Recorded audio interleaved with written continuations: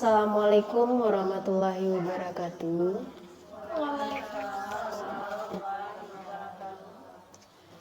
Alhamdulillah, sama-sama kita ucapkan atas kehadiran Allah Subhanahu wa Ta'ala, yang mana atas berkat rahmat dan karunia beliau jugalah kita bisa berkumpul di ruangan KKPI pada siang hari ini.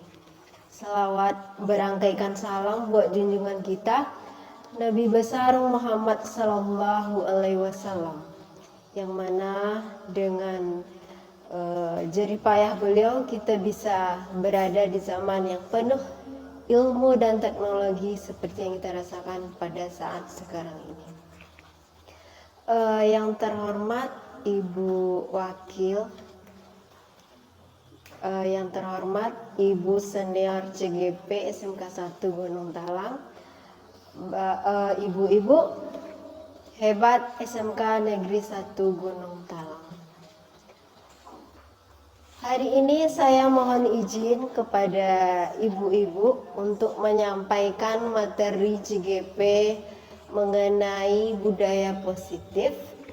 Sebelumnya saya ingin menyampaikan niat saya kalau di sini saya tidak berniat untuk menceramai ibu-ibu atau menggurui ibu-ibu semuanya. Di sini saya hanya ingin berbagi materi mengenai budaya positif. Sebelum mulai, izinkan saya untuk sedikit tolong Bu Dila. Kita ice breaking dulu, Bu. Kira-kira siapa ibu-ibu yang tahu? Silakan dirangkai sebuah kata, kalimat, dua buah kata ini. Dua buah kata dari gambar yang tertera. Gambar satu kira-kira ada ibu yang mengetahui kira-kira apa itu? Tenaga listrik. Iya, apa Bu Armayesi? Tenaga listrik. Iya, benar sekali. Mantap. Mantap Bu Armayesi. Berarti Bu Armayesi yang paling fokus. Next, masih ada gambar nomor 2, Ibu. Ada yang tahu? Satu? Belum. Belum. Satu jalan. Ya, keren Ibu.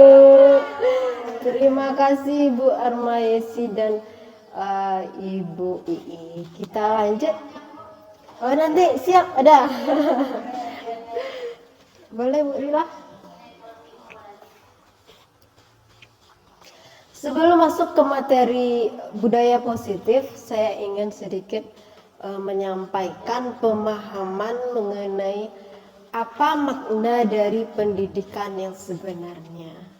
Jadi menurut Bapak Pendidikan kita, Ki Hajar Dewantara, makna pendidikan yang sebenarnya itu adalah menuntun segala kodrat yang ada pada anak-anak agar mereka dapat mencapai keselamatan dan kebahagiaan yang setinggi-tingginya, baik sebagai manusia maupun sebagai anggota masyarakat. Ibu-ibu yang saya hormati, di sini kita menjadi guru adalah sebuah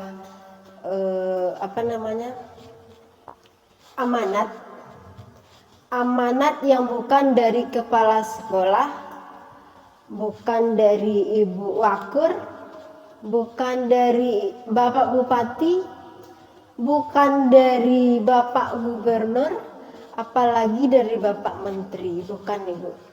Kita sebagai guru menjalankan amanah dari Tuhan yang Maha Kuasa. Jadi di sini tugas kita adalah menuntun siswa yang sudah memiliki kodrat alam dan kodrat zaman. Seperti ini Bapak Ibu. Ketika kita melihat siswa datang ke sekolah, di sana kita akan terketuk. Ini siswa mau kita apain? Mereka datang dengan penuh harapan. harapan, dengan penuh mimpi. Benar Ibu? Ya. Iya, kita melihat mereka berniat sekolah dengan latar belakang yang banyak dan berbeda sekali, Bu. Nah, untuk kodrat alam, bagaimana kita menuntun kodrat alam? Itu adalah kodrat yang dibawanya dari latar belakang keluarga. Bagaimana kondisi keluarga, bagaimana kehidupannya, bagaimana perjuangannya, itu yang akan kita tuntun. Dan bagaimana dengan kodrat zaman? Kodrat zaman adalah bagaimana kita menuntun siswa untuk mengikuti perkembangan zaman yang semakin hari semakin menantang kita. Iya Bu?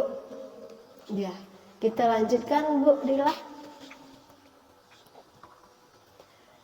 Selanjutnya sebenarnya pendidikan itu adalah guru yang menghamba kepada murid. Mungkin ibu-ibu menghamba, artinya kita mengiyakan semua keinginan murid. Bukan seperti itu, Bu. Di sini makna dari menghamba atau berpihak kepada murid adalah kita menyesuaikan kebutuhan murid. Itulah yang sebenarnya pendidikan. Dan untuk menciptakan pendidikan yang berpihak kepada murid, kita mencoba untuk menciptakan budaya positif. Seperti apa budaya positif? Kita bahas bersama, Bu. Sebelum lanjut, ini ada pertanyaan pemantik. Apakah ibu-ibu setuju bila pemberian hukuman dapat mendisiplinkan siswa? Bagaimana Bu Rila? Tidak. Ibu yang lain? Tidak. Yang kedua, pemberian hadiah meningkatkan prestasi siswa. Ibu setuju? Oke, Ibu setuju. Nanti kita bahas ya, Bu. Yang ketiga, guru harus mampu memberikan solusi untuk setiap siswa yang bermasalah. Kita yang memberikan solusi, Ibu setuju? Oke. Bu Ii mengarahkan, Bu Ita, kalau bisa kita yang memberi solusi. Oke, Bu. Yang keempat, guru berperan sebagai teman bagi siswa. Ibu setuju? Oke, nanti kita bahas ya, Bu. Yang kelima, guru menghardik dan memarahi siswa ketika berbuat salah. Kamu tuh. Ibu setuju? Tidak. Oke. Kita lanjutkan, Bu Rila. Ya, kita lanjutkan, Bu. Nah, sebenarnya apa sih itu budaya positif? Budaya positif itu merupakan perwujudan dari nilai-nilai atau kebajikan universal yang diterapkan di sekolah. Tujuannya apa? Tujuannya untuk menanamkan motivasi pada siswa, sehingga mereka bisa menghargai diri sendiri dan menghargai nilai-nilai yang sudah mereka percayai. Next, Ibu. Untuk budaya positif ini kita akan membahas ada 6 budaya, diantaranya disiplin positif, motivasi perilaku manusia, keyakinan kelas, kebutuhan dasar, posisi kontrol, dan segitiga restitusi. Lanjut, Bu. Nah, sekarang ini ada sebuah game. Siapa di antara ibu-ibu 2 orang yang mau tampil ke depan? Boleh? Boleh. Bu Yanti dan Bu Elda silakan.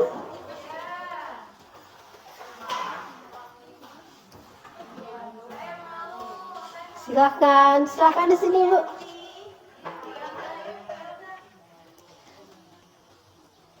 Oke, terima kasih, Bu. Di antara Bu Elda dan Ibu Yanti, siapa yang mau nanti menggepalkan tangan? Oh saya. Oh, Yanti. Jadi di sini peraturannya, tangan kanan Bu Yanti ini ada sesuatu yang sangat berharga. Sangat berharga ini. Anggap aja ada, Bu. Anggap aja. Oke. Di sini sangat berharga dan Bu Yanti tidak ingin membukanya. Sementara Bu Elda diperbolehkan untuk menghardik, diperbolehkan untuk membujuk, atau diperbolehkan untuk mengintimidasi atau memarahi Bu Yanti. Bu Elda paham? Paham? Oke, kita mulai. Dari sekarang, silakan Bu Elda menggoda Ibu Yanti supaya terbuka. Iya, benar, Bu. Jadi akhirnya harus terbuka gitu ya. Iya, ini tergantung Bu Yanti. Oke, silahkan Bu Elda. Bu Yanti.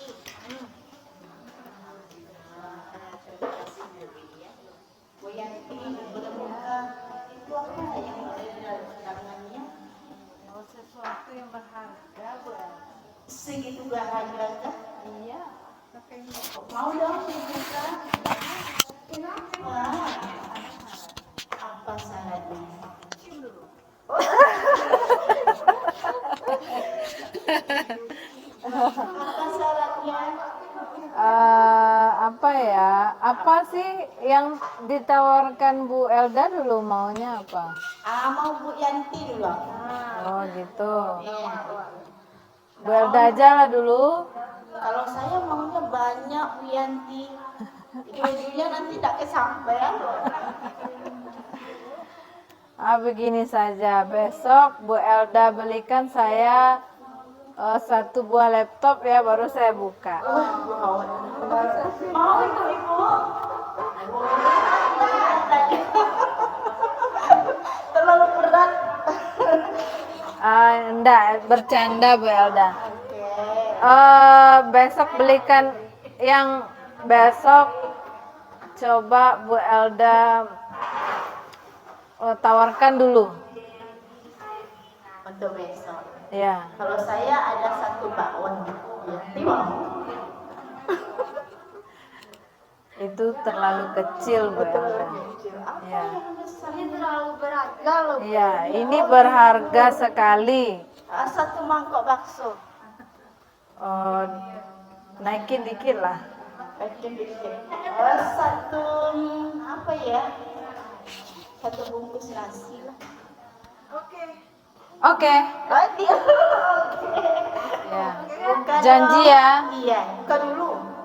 1, 2, 3. Oke, Terima kasih Bu Elda, Bu Yanti.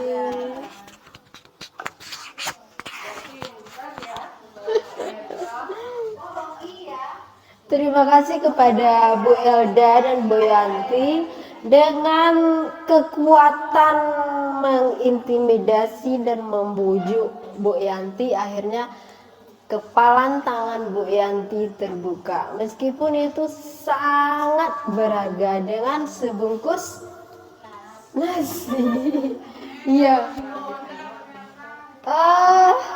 Bapak Ibu semua tahu apa tujuan dari kepalan tangan tadi?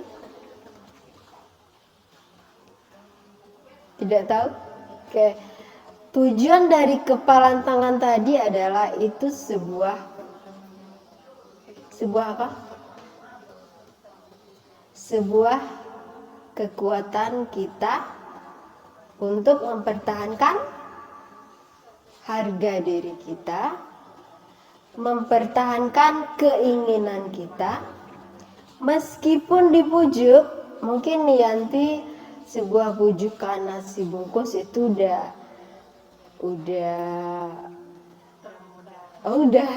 sudah terbuka kepalanya, meskipun itu sangat berharga sekali. Ada kasusnya ketika walaupun sudah diintimidasi, sudah dimarahi, sudah dihardik, tapi masih kekeh untuk tidak mau membukanya.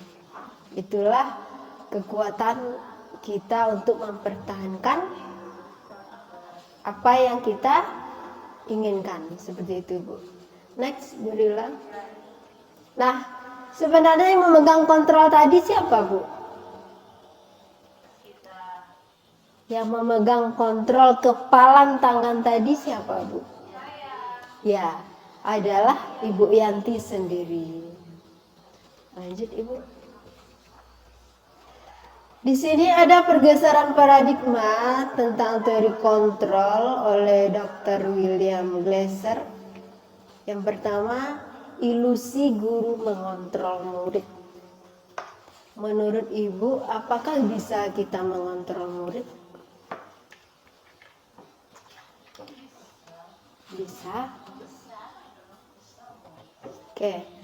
Ketika kita masuk kelas, ternyata semua murid sibuk dengan HP, sibuk berbicara. Apakah kita bisa mengontrolnya?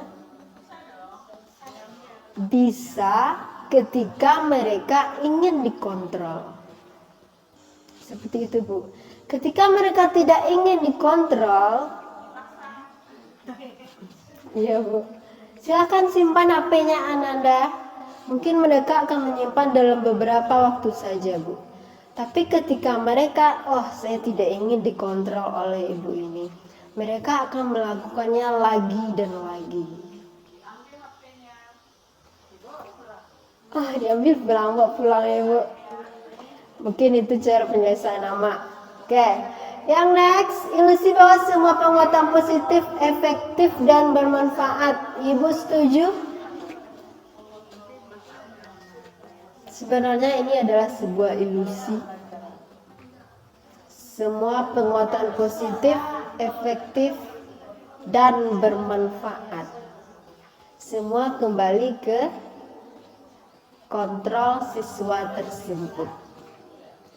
Selanjutnya ada ilusi bahwa kritik membuat orang merasa bersalah dapat menguatkan karakter. Ayo Ibu, di sini siapa yang pernah membuat siswa merasa bersalah? Apakah itu bisa menguatkan karakter siswa?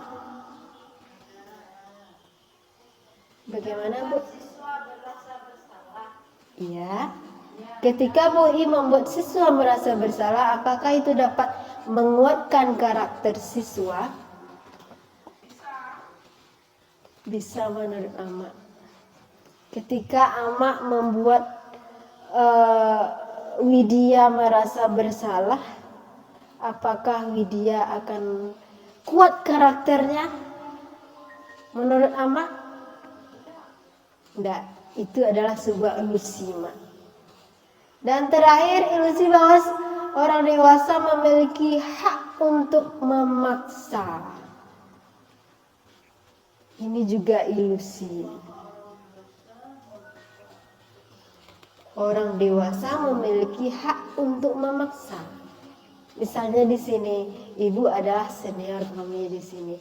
Apakah Ibu memiliki hak untuk memaksa kami?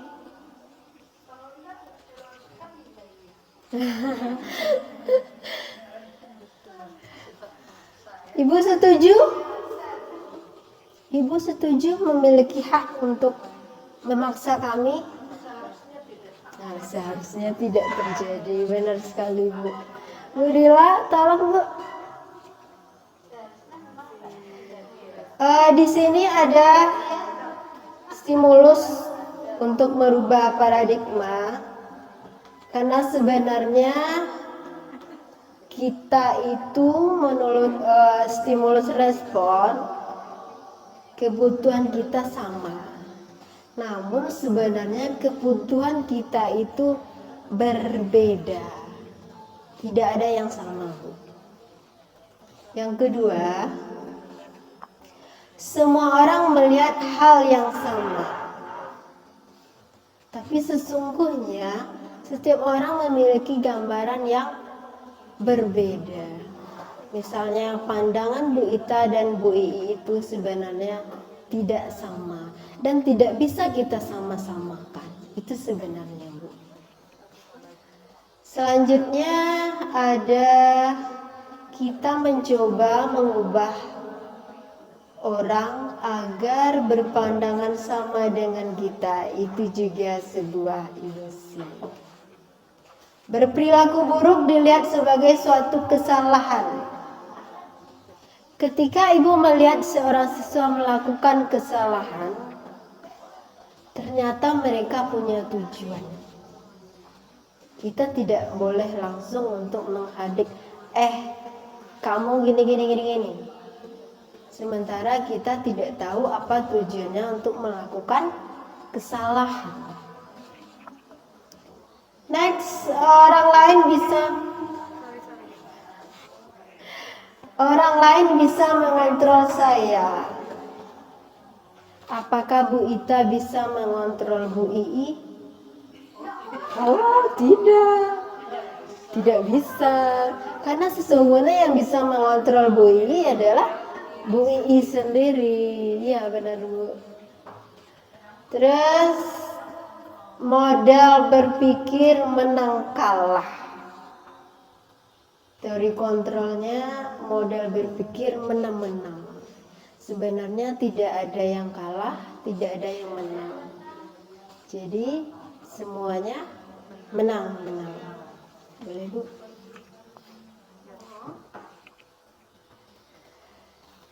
Kita langsung ke poin pertama mengenai disiplin positif.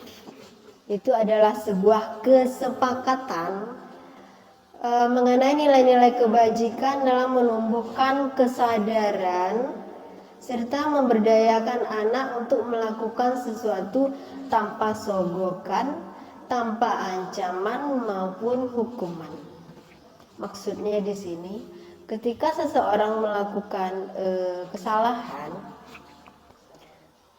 mereka sebenarnya bisa untuk memberdayakan dirinya sendiri. Oh, ini salah ya. Oh, ini benar ya.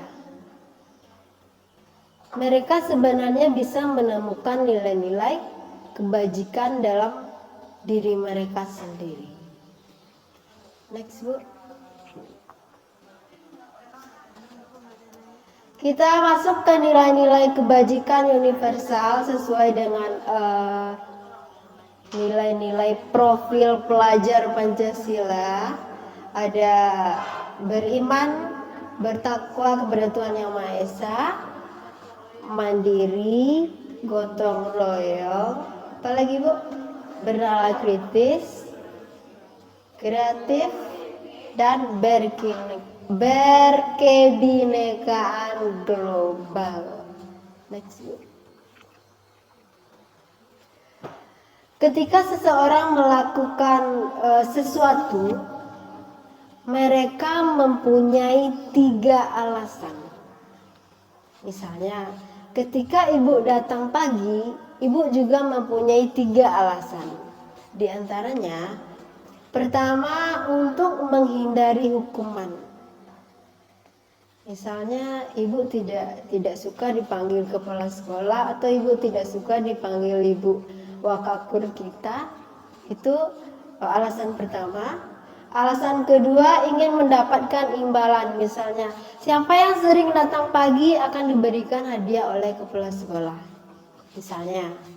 Dan yang ketiga, menjadi orang yang mereka inginkan dan menghargai diri sendiri.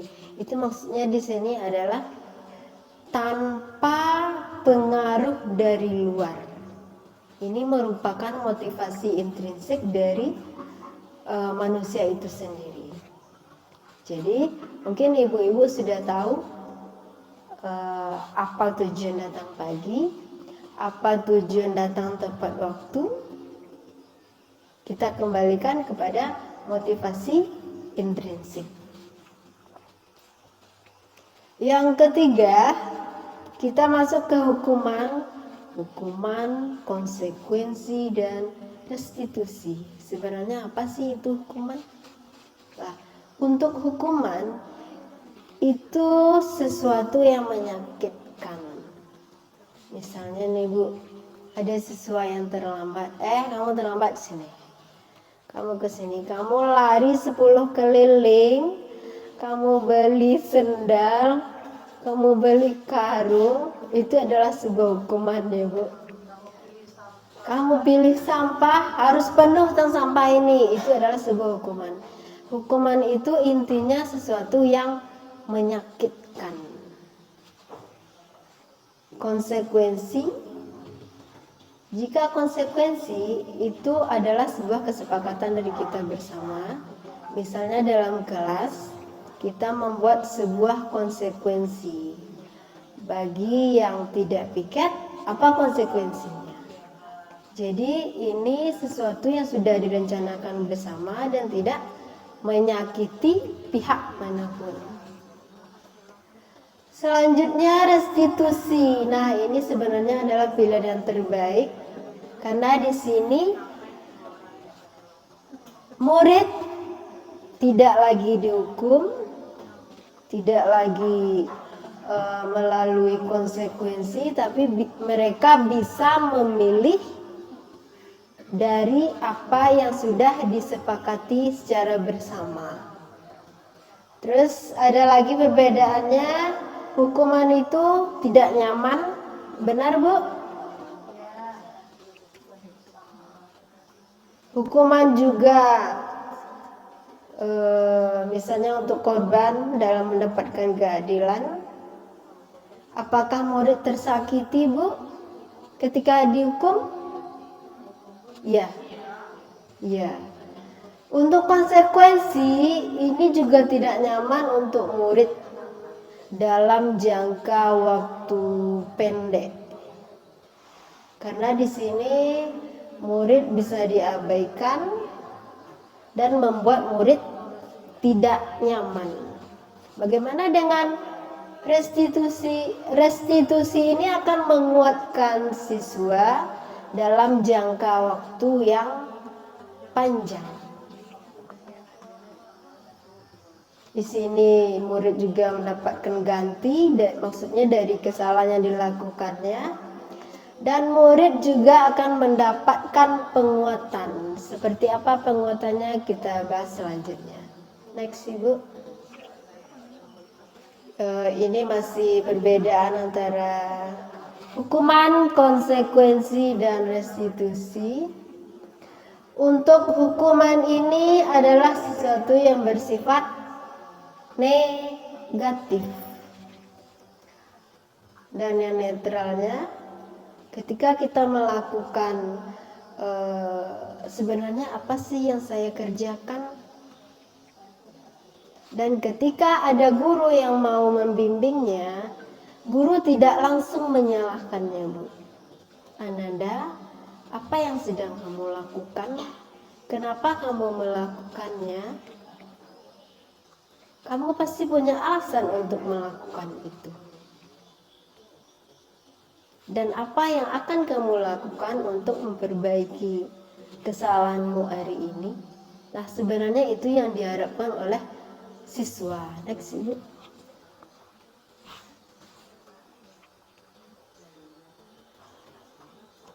Ini identitas gagal dan sukses dari hukuman, konsekuensi, dan restitusi. Ketika siswa mendapatkan hukuman, dampak yang mereka terima itu adalah mereka sebenarnya tidak menerima, Bu. Ketika kita menghardik siswa, sebenarnya siswa itu tidak menerima. Benar enggak, Bu? Apalagi kita menghardiknya dalam keadaan orang rame, di khalayak rame. Jadi mereka merasa malu, merasa dipermalukan, merasa tersakiti, ya benar Bu. ketika kita melakukan sebuah konsekuensi, sebenarnya siswa akan kehilangan haknya. Dan ketika melakukan restitusi, sebenarnya siswa tidak ada kehilangan apapun, namun mereka akan bersemangat untuk memperbaiki kesalahannya. Nanti akan kita bahas. Next, Ibu. Nah, ini sebenarnya perbedaan antara hukuman konsekuensi dan restitusi. Hukuman tidak terencana, bersifat satu arah, bisa berupa hukuman fisik, atau hukuman psikis, atau kata-kata kasar. Saya dulu jujur saja juga seorang penghukum dengan fisik di sini. Saya pernah menyuruh siswa untuk kamu pilih sampah, kamu taruh ini, kamu rapikan dulu selokan baru boleh masuk. Sebenarnya itu adalah hukuman, Ibu.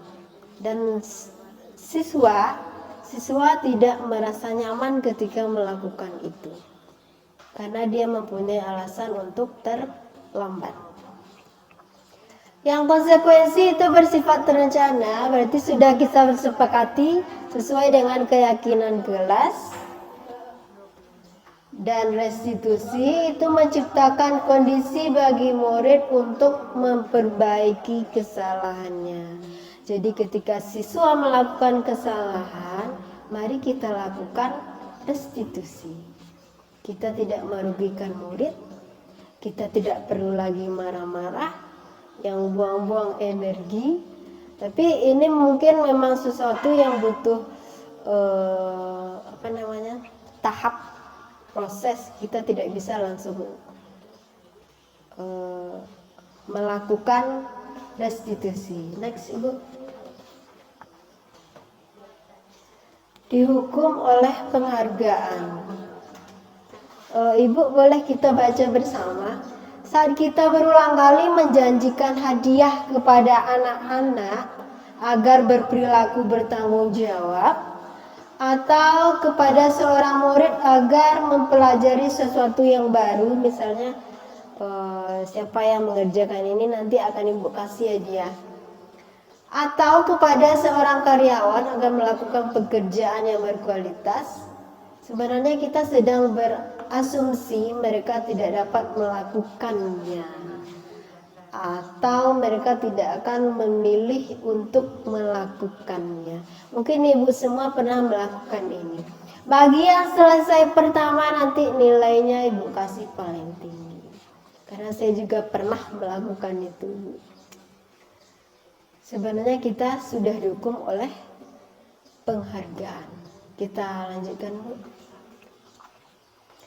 Apa maksudnya dihukum oleh penghargaan? Ini ketika kita memberikan sebuah penghargaan atau hadiah kepada siswa, ada pengaruh jangka pendek dan jangka panjangnya. Mungkin untuk pengaruh jangka panjangnya, ketika Ibu menyiapkan sebuah hadiah untuk siswa yang selesai pertama, misalnya Ibu memberikan sebuah buku, apakah Ibu sanggup untuk memberikan buku setiap kali pertemuan selanjutnya? Mungkin saya sendiri menjawab tidak, Bu. Kalau jangka panjang, penghargaan tidak efektif, penghargaan merusak hubungan. Nah, untuk hubungan, misalnya ada 2 orang siswa kita yang juara kelas, juara 1, juara 2. Ketika yang juara 2, misalnya di sini untuk yang selesai pertama dapat buku dari Ibu atau nilai tertinggi dapat buku dari Ibu, pasti yang juara 1 ini merasa, kok yang juara 2 yang dapat, kok Ibu tuh ngasih untuk yang juara 2 sih? Pasti di situ ada sebuah dapat merusak hubungan antara kita dengan siswa dan antara siswa dengan siswa. Selanjutnya, Penghargaan mengurangi ketepatan, mengurangi kualitas, mematikan kreativitas, menghukum dan motivasi dalam diri. Misalnya seperti ini.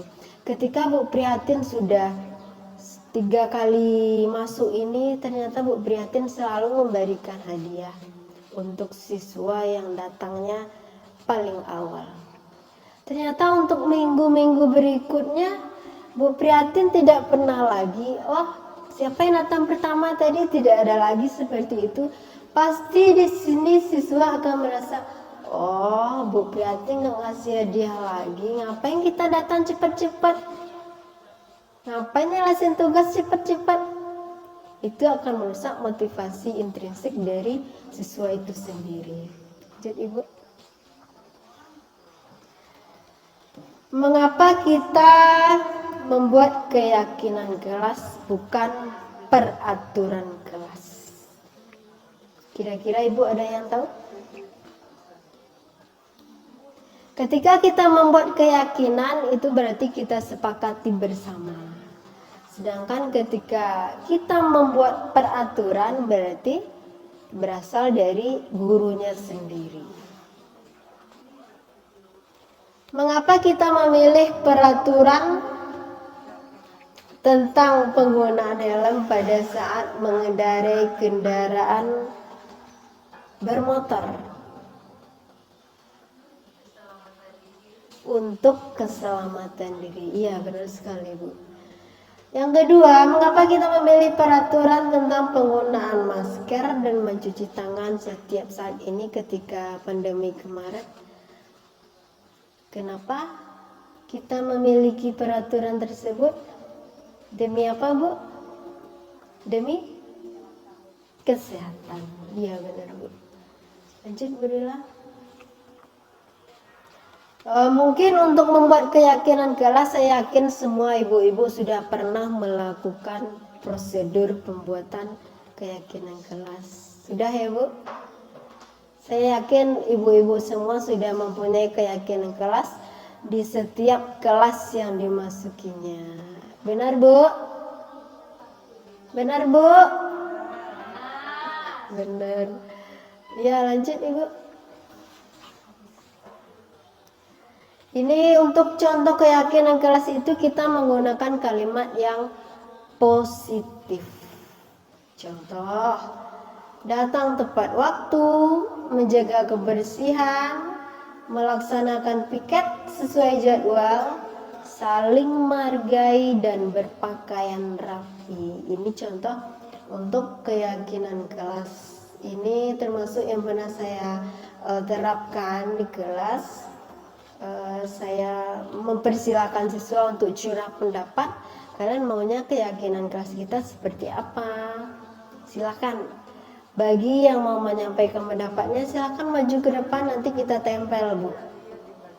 Kalau sudah ditempel, nanti ada pada kertas, kita tempel lagi di dinding. Setiap ada yang melakukan kesalahan, yuk kita kembali lagi ke keyakinan kelas. Lanjut, Ibu.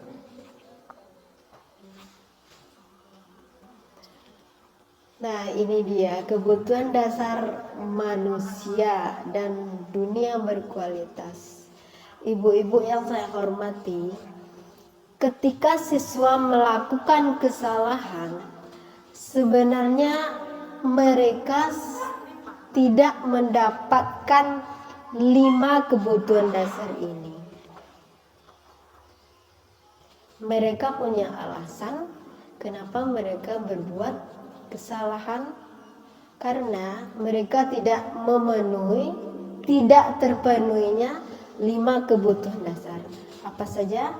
Tolong Bu Rila. Di sini ada kebutuhan bertahan hidup. Itu mencakup fisiologis, kesehatan, rumah dan pakaian. Yang kedua ada kasih sayang. Setiap orang pasti mempunyai kebutuhan untuk kasih sayang. Kita pernah menangani kasus siswa. Kenapa kamu melakukan ini? Ibu, saya di rumah nggak dapat kasih sayang loh, Bu. Mungkin ibu-ibu yang lain pernah juga mendengar itu dari siswa saya. Saya nggak pernah dapat perhatian lebih dari orang tua saya. Nah, sebenarnya itu yang akan kita tuntun, kita arahkan siswa kita. Karena seharusnya mereka tidak mencari kasih sayang dari luar, apalagi dari untuk pasangan yang tidak halal. Seperti itu, Bu.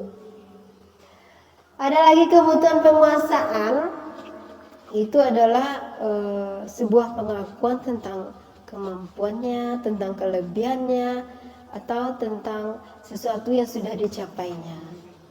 Yang ketiga, kebebasan. Siswa kita sebagai manusia memiliki kebebasan untuk memilih. Dan yang terakhir, kesenangan. Kesenangan ini adalah kebutuhan kita untuk merasa senang. Ketika siswa melakukan kesalahan di kelas, guru sedang menerangkan di depan, ternyata siswanya malah tertawa-tawa di belakang. Ternyata di sana ada sebuah kebutuhan kesenangan yang sedang mereka dapatkan. Kamu kenapa ketawa? Nggak, Bu, itu lucu, Bu. Pernah Ibu mengalami seperti itu? Pak Bron? Pernah, Pak? Pernah. Lanjut, berilah.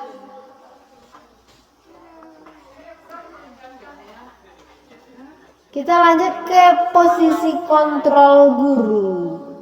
Ada sebagai penghukum, pembuat rasa bersalah, teman, pemantau, dan manajer. Kita bahas satu-satu, Bu.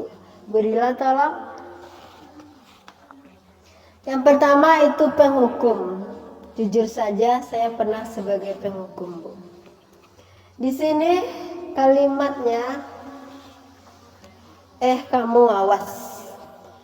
Lagi-lagi kamu melakukan kesalahan itu. Selalu dan selalu selesai terakhir. Di sini nada suara tinggi, ada bahasa tubuh yang mata melotot dan menunjuk-nunjuk. Ketika guru melakukan ini, sebenarnya guru senantiasa percaya hanya ada satu cara untuk pembelajaran berhasil, yaitu menurut guru itu sendiri.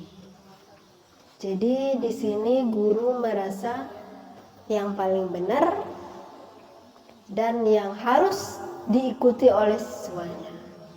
Next, Bu. Yang kedua, pembuat merasa bersalah. Saya juga pernah, Ibu. Kalimatnya seperti ini. Ibu sangat kecewa sekali dengan kamu. Kok kamu paling lambat mengumpulkan tugas? Kok kamu paling telat datang ke sekolah? Nah, di sini nada suaranya memelas, lebih halus seperti orang sedih. Bahasa tubuhnya merapat kepada anak, tapi sebenarnya bahasanya menusuk, ya, Bu. Di posisi ini murid akan memiliki penilaian yang buruk tentang diri mereka sendiri. Mereka akan merasa, oh ternyata saya membuat ibu ini kecewa. Oh ternyata kesalahan saya ini membuat guru tidak enak dengan saya. Dan mereka merasa tidak berharga. Next, Ibu. Nah, ini ketika kita memiliki kontrol sebagai teman. Sebenarnya ini bahaya, Ibu. Bahayanya di sini adalah ketika Ibu merasakan sebagai teman ketika dengan siswa, mereka hanya bisa melakukan itu dengan Ibu. Ketika Ibu bisa memberikan solusi kepada siswa, mereka hanya bisa mendapatkan itu dari Ibu, sementara dari guru yang lain tidak. Jadi mereka hanya nyaman dengan Ibu sendiri. Itu kendalanya ketika kita bersikap sebagai teman kepada siswa. Dan sebenarnya itu tidak dianjurkan, Bu. Selanjutnya sebagai pemantau, di sini ada kalimatnya, peraturannya apa? Yang kedua, apa yang telah kamu lakukan? Jadi di sini guru sebagai pemantau. Untuk nada suaranya datar, bahasa tubuhnya juga formal. Dan seorang pemantau sangat mengandalkan perhitungan catatan. Nah, misalnya kita membuat sebuah aturan kelas atau sebuah peraturan, ketika siswa melakukan kesalahan, kalian sudah lihat peraturan, apa yang kalian lakukan? Nah, di sini bahasanya datar tapi menggunakan gaya yang formal. Next, terakhir Ibu. Nah, inilah yang sangat diharapkan sesungguhnya oleh siswa kita, Bu. Kita sebagai guru pasti kita sama-sama berusaha untuk bisa memanusiakan manusia.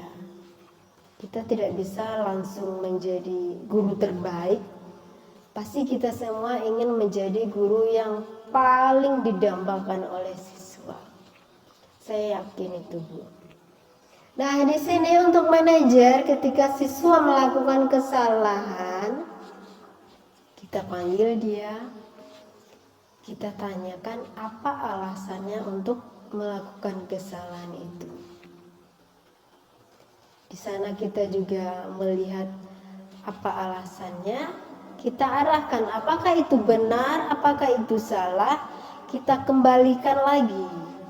Bagaimana cara untuk memperbaiki kesalahan tersebut. Nah, tugas seorang manajer ini adalah membimbing muridnya sehingga muridnya itu bisa mengontrol diri, menemukan solusi dari kesalahan yang telah dilakukannya. Next, Ibu. Bagaimana caranya? Yaitu dengan melakukan segitiga restitusi. Ada 3 langkah. Yang pertama, menstabilkan identitas. Kita jangan dulu menjudge, oh kamu kurang ajar sekali, kamu pemalas sekali. Jangan. Kita stabilkan dulu. Oh, kamu melakukan kesalahan. Ibu juga pernah melakukan itu. Dan kamu bukan satu-satu orang yang melakukan kesalahan ini. Disinilah letak kita untuk menstabilkan identitas. Jadi siswa tidak merasa bersalah, merasa dihardik ataupun dimarahi. Untuk langkah selanjutnya, kita melakukan validasi tindakan yang salah. Kita tanyakan, Ananda, apakah yang kamu lakukan itu salah? Atau kamu pasti punya alasan untuk melakukan ini. Setelah semua diceritakan oleh siswa, barulah kita menanyakan keyakinan kelas. Nah, kita kembalikan ke keyakinan kelas yang sudah kita buat tadi. Kita tanyakan keyakinan kelas apa yang sudah kita sepakati. Ini loh, Bu. Nah, yang mana yang belum kamu kerjakan? Nah, dengan melakukan 3 hal ini, siswa akan merasa dihargai meskipun mereka melakukan kesalahan.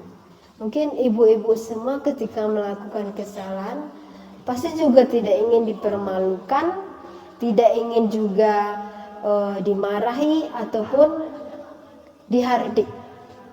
Benar, Bu? Terima kasih. Next, Ibu. Nah, ini contoh bagaimana cara melakukan segitiga restitusi. Ini ada yang udah dibuka tadi. Ya. Speakernya di mana nih, Bu?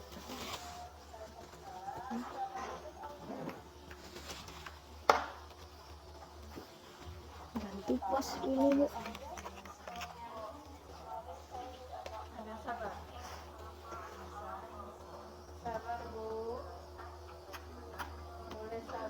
Ini dipasang juga.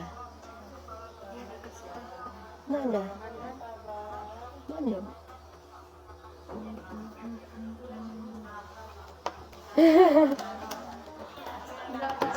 Sedikit lagi Bu, sedikit lagi.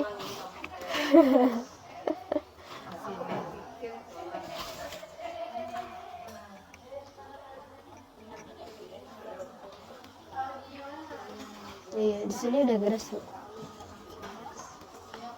Kemarin saya diajak Imam untuk menemaninya pergi ke market dan akhirnya saya Itu udah paling keras Bu.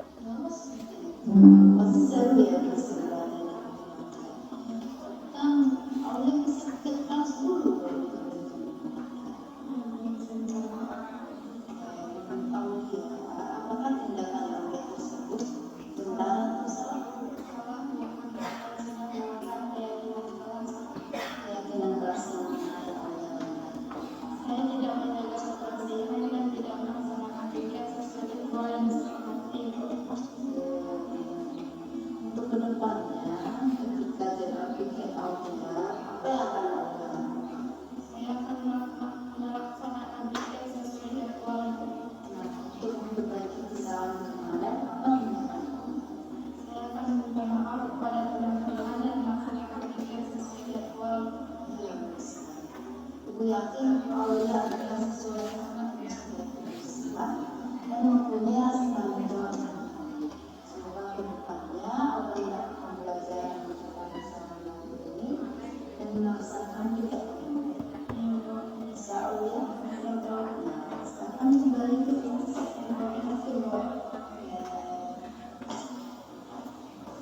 Bantu. Kayak PDF tadi Bu.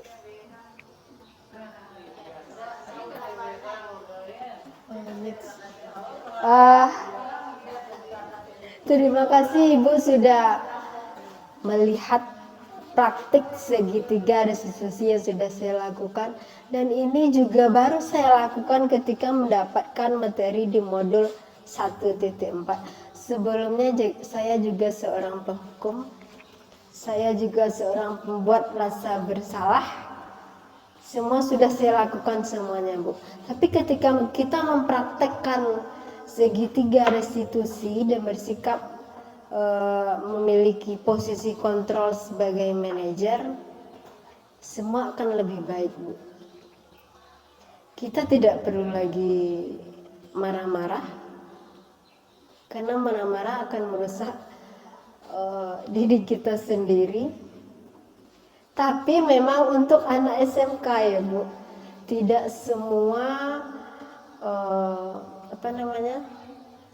cara restitusi ini bisa kita terapkan.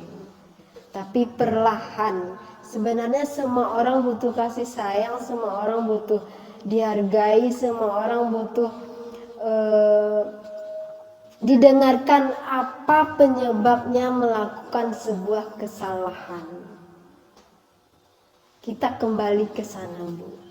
Nah, sekarang bagaimana cara untuk menumbuhkan budaya positif di sekolah? Inilah langkahnya. Yang pertama, niat kita ibu-ibu, niat kita dari sini, apa sih tujuan kita ke sekolah? Apa sih tujuan kita berdiri di depan kelas? Kita pandang siswa kita, mereka punya harapan, mereka punya mimpi. Nah, untuk menciptakan siswa yang lebih berbudaya positif, kita gurunya dulu yang harus berbudaya positif. Kita jadikan budaya positif ini sebagai perilaku kita sehari-hari agar bisa dicontoh oleh siswa. Yang kedua, aksi. Kita kembalikan ke guru-gurunya, bagaimana kita menghargai siswa, bagaimana kita menuntun siswa. Lalu kita praktekkan dalam keseharian kita agar bisa dicontoh oleh siswa. Yang keempat, konsisten. Konsisten artinya kita lakukan secara terus-menerus. Meskipun apapun tantangannya, yang penting kita tetap berusaha untuk konsisten. Nah, itu akan membuat kita semakin terbiasa.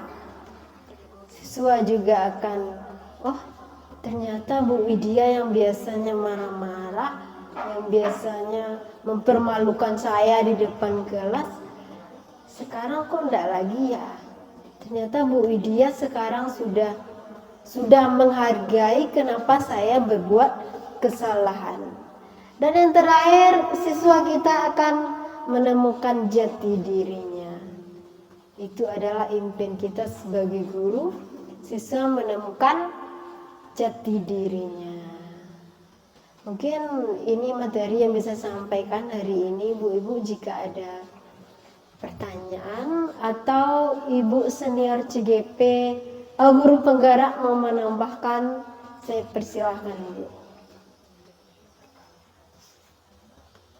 Ada ibu yang mau bertanya, silakan. Tanyalah Bu, 1 atau 2. Ya, silakan Bu Ria. Oke, ini aja. Masuk lo ke situ.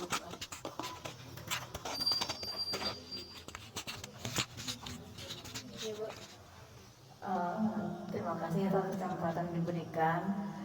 Sesuai dengan Bu Widya sampaikan tadi, sebetulnya memang kita punya hati yang baik sekali seperti itu ya, bisa menghadapi dengan sabar. Nah, cuman di sekolah kita dengan latar belakang siswa yang seperti itu, terkadang yang bermasalahnya siswa itu kayak itu saja. Nah, kira-kira bagaimana solusinya? Kadang kita mungkin bisa menasihati sekali 2 kali, tapi yang berbuatnya siswanya itu kayak itu yang sering bermasalah.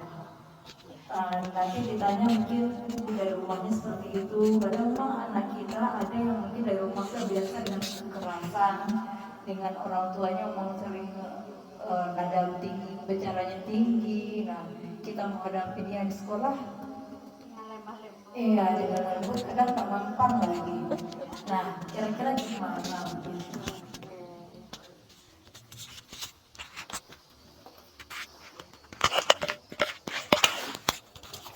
Terima kasih kepada Bu Ria untuk pertanyaannya, karena saya juga pernah di posisi Bu Ria. Orang yang bermasalahnya itu terus, Bu.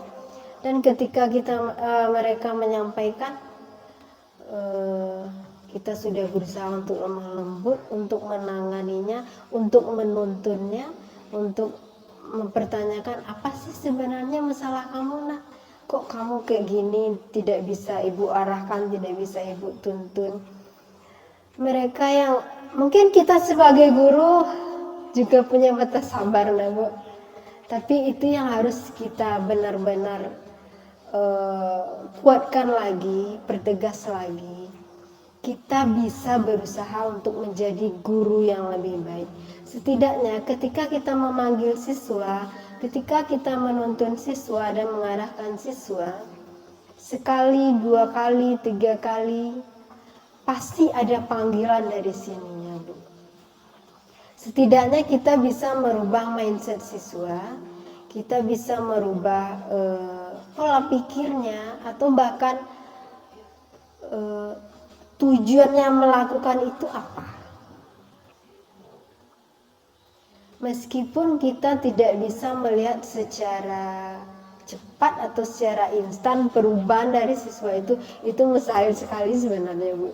Karena kita bukan psikologis, kita bukan orang yang bisa menangani setiap masalah siswa yang berbeda-beda.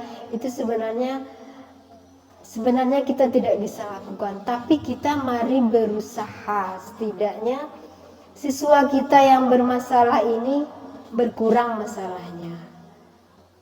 Yang awalnya tidak pernah masuk, setelah kita panggil, kita lakukan segitiga restitusi, setidaknya sekali, 2 kali, 3 kali ada panggilan dari sininya, Bu. Yang biasanya tidak pernah hadir, sekarang udah hadir, misalnya sekali seminggu, 2 kali seminggu. Karena memang mustahil sekali ketika kita bisa melakukan restitusi 1 kali saja lalu dia langsung berubah, itu memang mustahil sekali, Bu. Tapi kita sama-sama meyakinkan diri, kita melakukan yang terbaik untuk siswa kita. Sebenarnya saya tidak bisa menjawab pertanyaan Bu Ria bagaimana sih, karena saya juga belum bisa untuk melihatkan hasil yang instan dari progres yang saya lakukan tersebut, Bu. Dan saya yakin ibu yang lain juga pernah melakukan bagaimana kita menangani siswa yang bermasalah itu terus. Pasti ibu semua sudah melakukan hal yang terbaik. Bagaimana Bu Ria? Sudah. Masih ada pertanyaan Ibu? Sudah habis? Sudah pas? Semoga materi saya hari ini bermanfaat untuk Bapak Ibu semuanya. Dan semoga kita bisa mengaplikasikan budaya positif dari diri kita sendiri, dari guru-guru semuanya, baru ke siswa kita. Amin ya robbal alamin. Sekian, mohon maaf. Terima kasih. Assalamualaikum warahmatullahi wabarakatuh.